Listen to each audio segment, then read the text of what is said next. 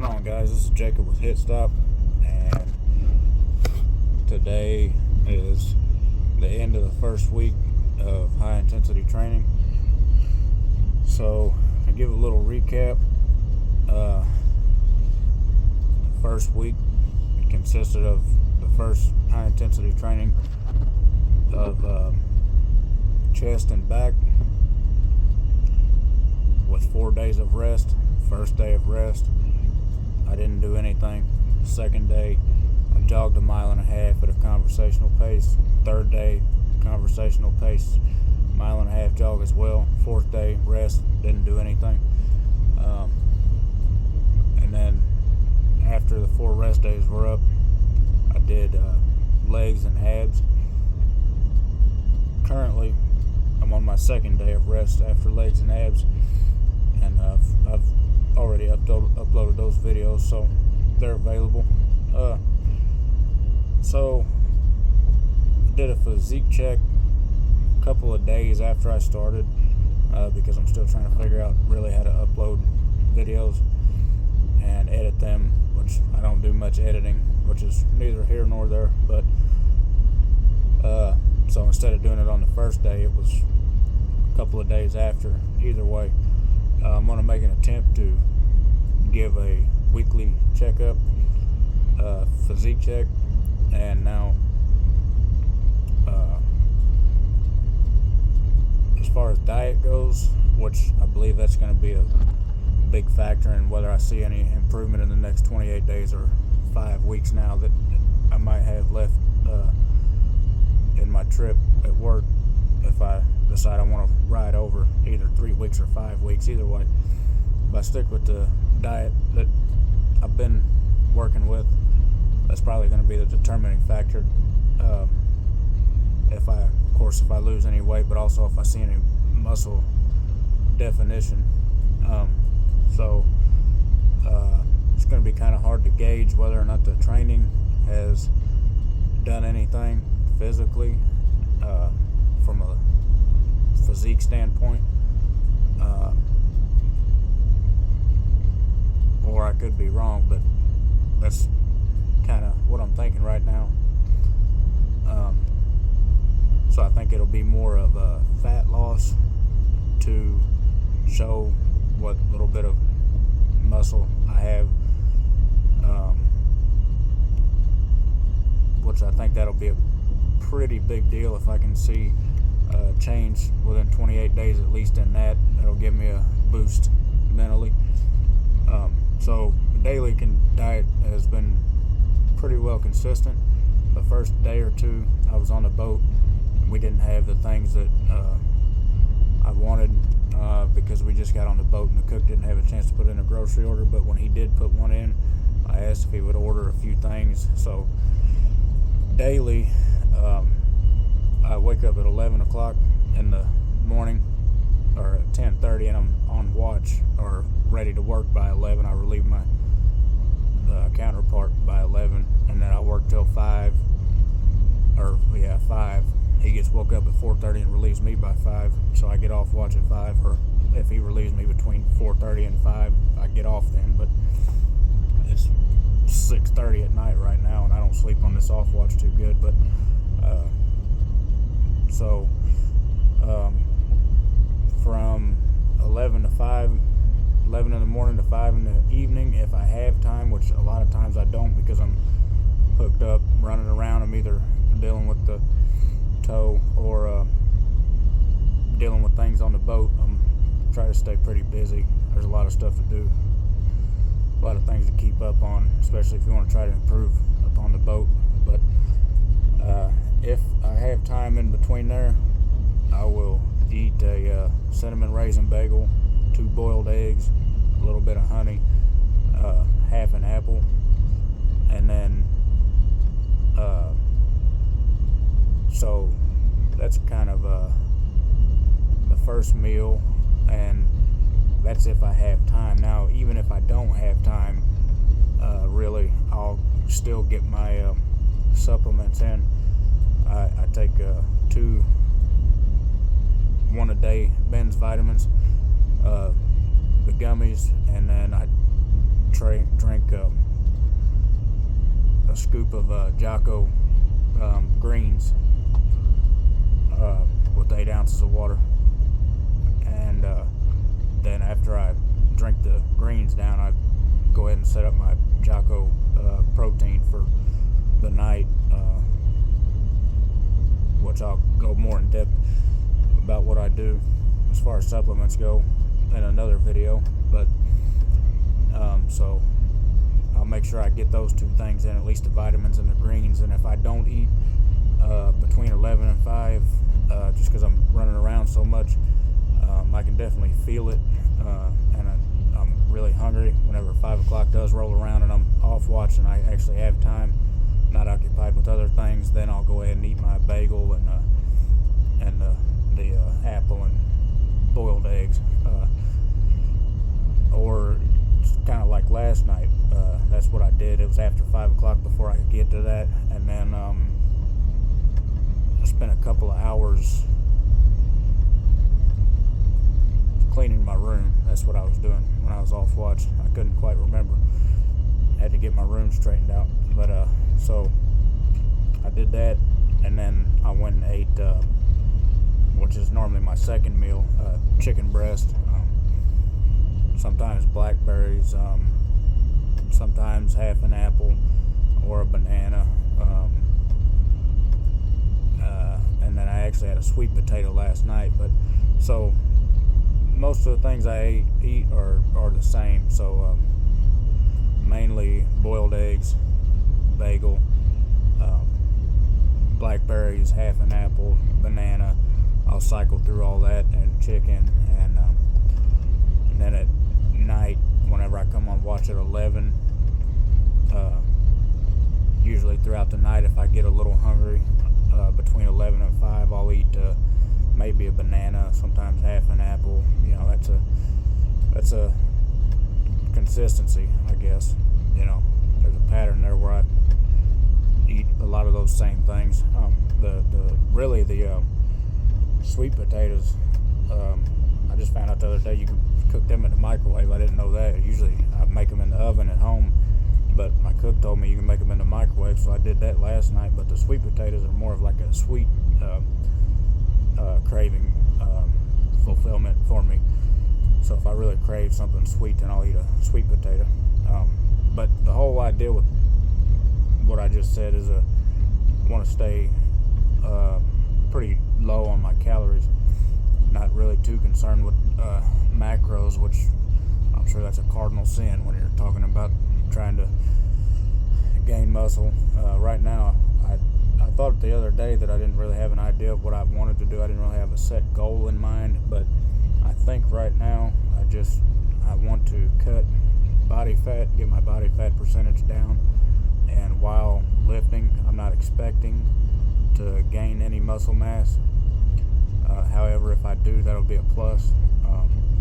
Once I get my body fat down to where I want it, which I have no idea what that number is or what that looks like. I'll just have to feel it as I go. Right now, I'm just trying to stay consistent and stay in it. Now, once I get to that point, then I'll have to come up with some kind of a game plan as far as how I want to pack on muscle and how I'm going to have to really lock into the training. Because if you watched the previous videos and if you've read any of Mike Messer's books or seen any of his videos, I know they go around a lot on the shorts on YouTube and then Facebook and things like that, and you catch little snippets here and there. But really, it almost sounds antithetical to everything that you might hear otherwise from weightlifters, or not weightlifters, but bodybuilders, where they're doing super high volume and yielding great results. So to do what I'm doing doesn't sound like it would work.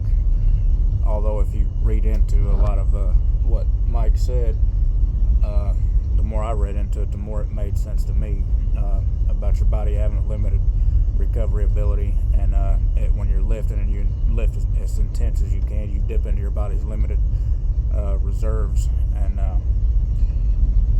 the whole deal there.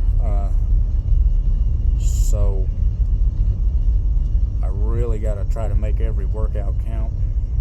And so these last 2 workouts, which are the only 2 that I've done since I started this series,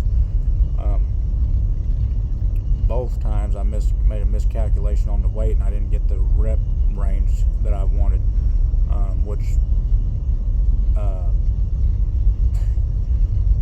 I go into it further in the videos about why I think that was on the first one. The second one, I just made a miscalculation, and part of it could still be from fatigue out here of not having much sleep, and also doing manual labor.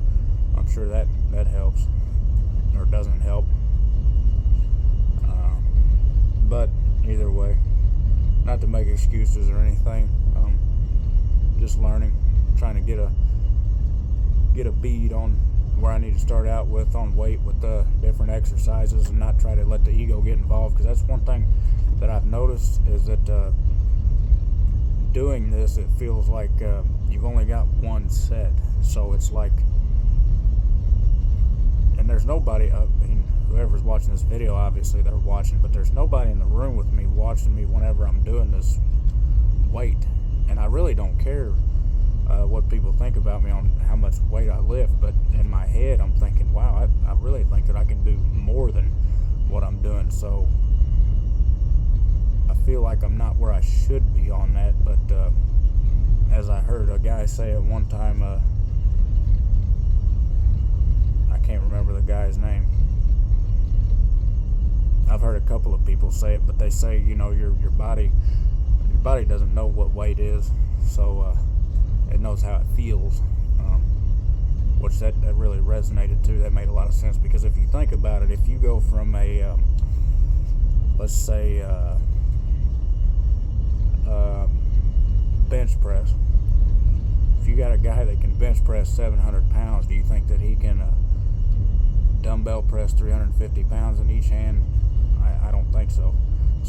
But it's still targeting the same muscle group, and so wherever you go with different exercises, you're going to have different weights for it anyway. You can't do the same weight for your muscle group you're wanting to work with across the board for all exercises for that muscle group, which really proves to me that your body doesn't know what weight is. It just knows how it feels, or there's probably a more technical way to say that, but that's the way that I process it, and it makes sense to me.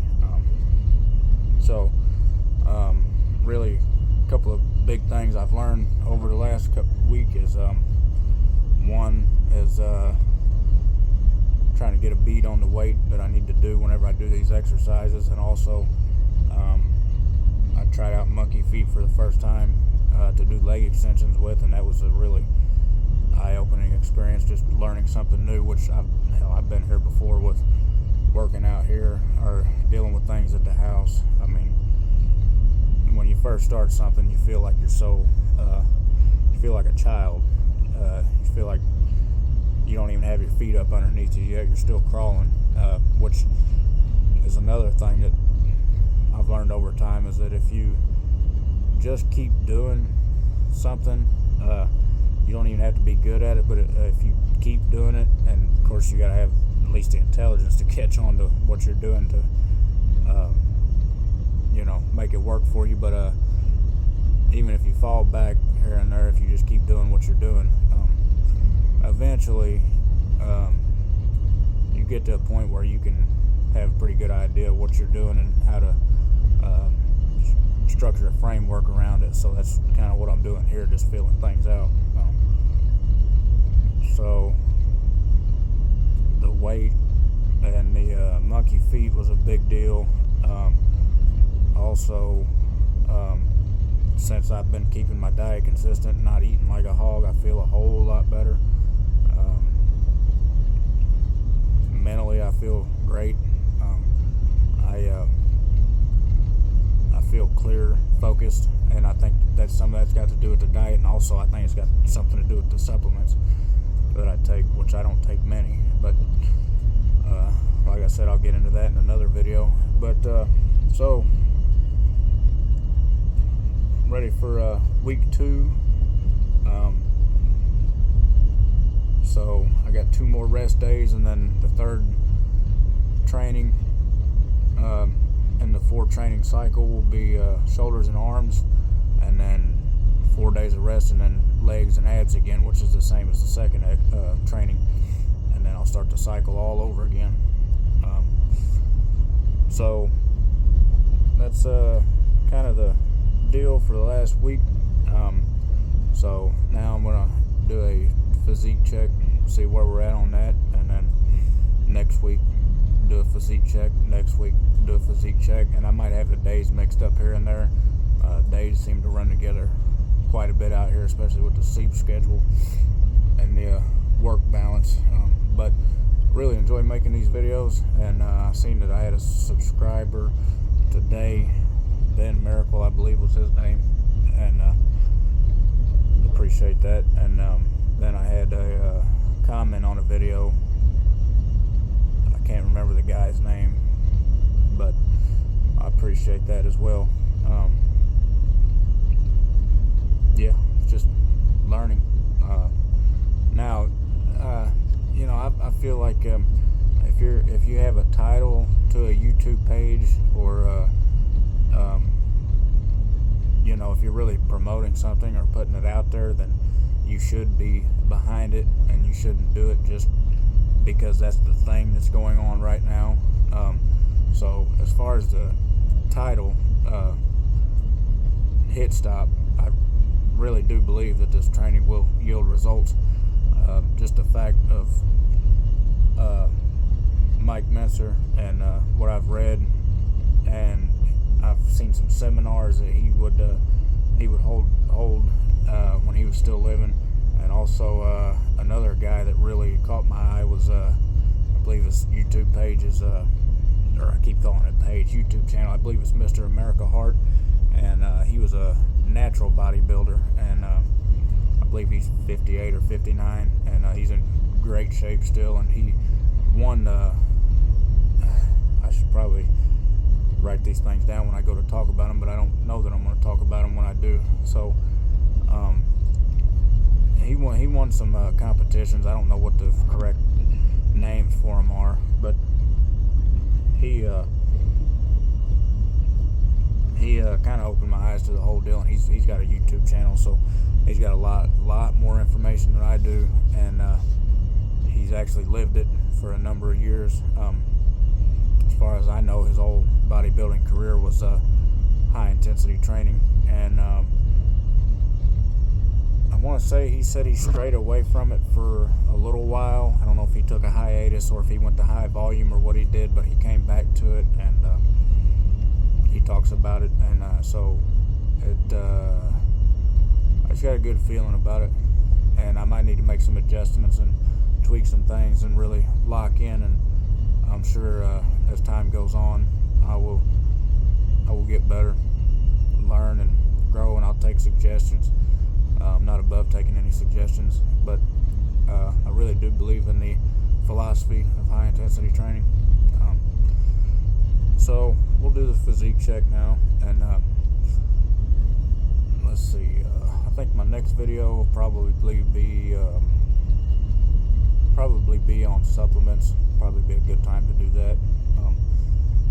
So anyway, I'll do a physique check, and then I'll end this video, and then I'll see you guys on the next one. Thank you.